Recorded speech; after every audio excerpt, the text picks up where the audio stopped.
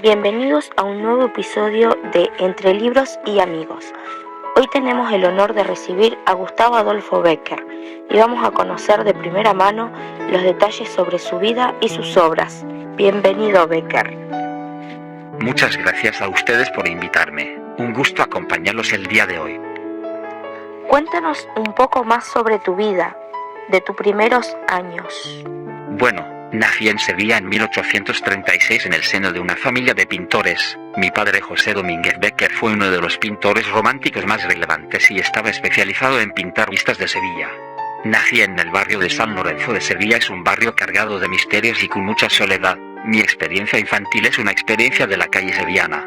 Mis primeros años fueron tristes y difíciles para mí y mi hermano Valeriano, porque a mis 5 años fallece nuestro padre y 6 años después se muere nuestra madre y nos tuvimos que ir a vivir a la casa de mis tíos. La razón de que sea un poeta, como podía haber sido a lo mejor un gran músico, un gran pintor, considero que ha sido por la condición de artistas de mi propia familia, y además mi tía tenía una biblioteca riquísima y es en esa biblioteca entonces que leía a los grandes autores del momento, grandes autores románticos. Cuando inicio mi adolescencia realmente estaba enganchado por la literatura, y cuando surge esa vocación literaria me lleva incluso a no resistirme a mi tío Joaquín Domínguez Bécquer, que lo que quería era iniciarme por el camino de la pintura y darme una estabilidad económica por ese camino. ¿Cómo surge esa gran pasión por el arte y la literatura? Es como dije, mi tía Manuela Monea y Moreno fue una figura muy importante para nosotros porque tuvo una gran influencia en el desarrollo de nuestra actividad artística, ya que nos alentaba a que pintáramos y escribiéramos. Es por esto que considero que mi infancia fue muy importante para mi obra literaria, ya que fue el periodo que sentaría las bases de lo que serían mis escritos. ¿Cómo surgían tus ideas? ¿En qué te inspirabas? Durante mi juventud escribí algunos textos para revistas sevillanas, pero mis ansias de triunfar en la poesía me llevaron a trasladarme a Madrid en el año 1854. Sin embargo, el panorama no se me presentó fácil y tuve que sobrevivir a base de escribir libretos teatrales como La novia y el pantalón o La venta encantada, que firmaba como Gustavo García, algunas traducciones del francés y trabajos como ayudante de redactor. En esta época, fruto de mis traducciones, descubrí al poeta alemán Heine, que inspiraría gran parte de mi obra, al igual que la ciudad de Toledo, a la que viajaba con mi hermano y que me inspiró para mi obra Historia de los Templos de España, que cuenta con ilustraciones de mi hermano Valeriano. Es también durante estos años cuando fui diagnosticado con tuberculosis, y cuando empecé a escribir algunas de mis rimas como Tu pupila es azul, inspirado en Julia Espín, una cantante de ópera que conocí en una tertulia y de la que me enamoré sin ser correspondido.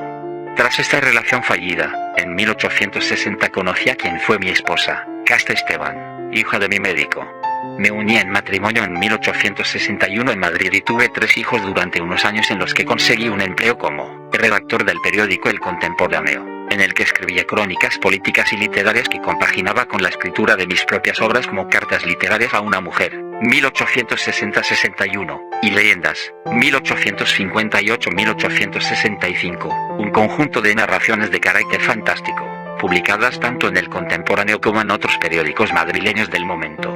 Son 28 narraciones breves que recogen algún suceso extraordinario, misterioso y, frecuentemente, sobrenatural o inexplicable. En general, el tema de mis leyendas es la tradición hispánica, centrada en 3 territorios, Soria, Toledo y Sevilla, aunque también escribí algunas de tema oriental. Busqué seguir las convenciones de ese género, en el sentido de que todavía necesitaba ambientar lo fantástico en un marco alejado de la realidad contemporánea, o lo que me retrotraía la Edad Media, pero la representaba sin rigor histórico, idealizada, recurriendo siempre al ambiente rural, de tradición popular y por tanto familiar para el lector de entonces. Unos años después, la tuberculosis me volvió a atacar con fuerza y, tal y como era creencia popular en la época, fui en busca de aire puro, considerado como un buen tratamiento para la enfermedad. Así, junto a mi hermano, me instalé en el monasterio de Veruela, en la provincia de Zaragoza, un edificio situado en plena naturaleza que fue fuente de inspiración para los dos, especialmente para mí, que escribí allí la obra Cartas desde mi celda, 1864. Tras unos meses en el monasterio volvimos a Madrid y trabajé como censor de novelas. Al tiempo que transcurre un suceso que marcaría mi obra, descubrí que mi esposa me era infiel. De hecho, hasta se decía que mi tercer hijo era del amante de mi mujer, motivo por el que decido pasar un tiempo en Toledo. Durante esta etapa se me atribuye a los 2 hermanos el conjunto de láminas satíricas Los Borbones en pelota, en contra de la familia Borbón. Sabemos que la literatura no fue el único arte por el cual te has inclinado. Cuéntanos más sobre esto. Sí, en mi familia hubo muchos pintores, así que parecía inevitable que yo también acabara pintando. Mis dibujos se destacaban por mi técnica. Tienen que echar un vistazo a los dibujos del libro de cuentas. Además, mi amor por el mundo de la pintura y la ilustración queda reflejado en algunos artículos periodísticos que realicé dedicados a la crítica de arte, por ejemplo. Otra de mis habilidades fue la música. Era un amante de la ópera y la zarzuela. De hecho, mencioné títulos operísticos y nombres de reputados compositores, Donizetti, Bellini, Rossini, Verdi, en mis artículos y fui un autor de zarzuelas junto a mi amigo Luis García Luna. Algo que mis amigos y familiares saben, es que tengo talento para tocar el piano y la guitarra. Para finalizar, dinos una curiosidad sobre ti, que crees que no se sabe mucho. Una curiosidad. Bueno, creo que soy una persona con una gran sensibilidad artística y con un carácter muy ecléctico que me hace interesarme por diferentes manifestaciones artísticas y culturales, incluyendo la arquitectura. Este interés por la arquitectura me llevó a emprender un proyecto que finalmente fracasaría, la historia de los templos de España. En junio de 1857, junto con Juan de la Puerta Vizcaíno inició las gestiones para la preparación de esta monumental obra. Para llevarla a cabo tenía que reclutar a numerosos eruditos de la época del campo de la historia, las artes y la literatura.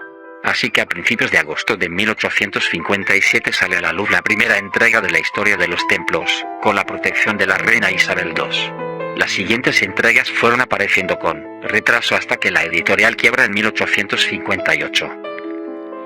Muchas gracias por acompañarnos y permitirnos conocerte y saber más sobre ti, sobre la persona que hay detrás de este gran poeta. Fue un gusto recibirte. Muchas gracias a ustedes por invitarme. Un gusto acompañarlos el día de hoy.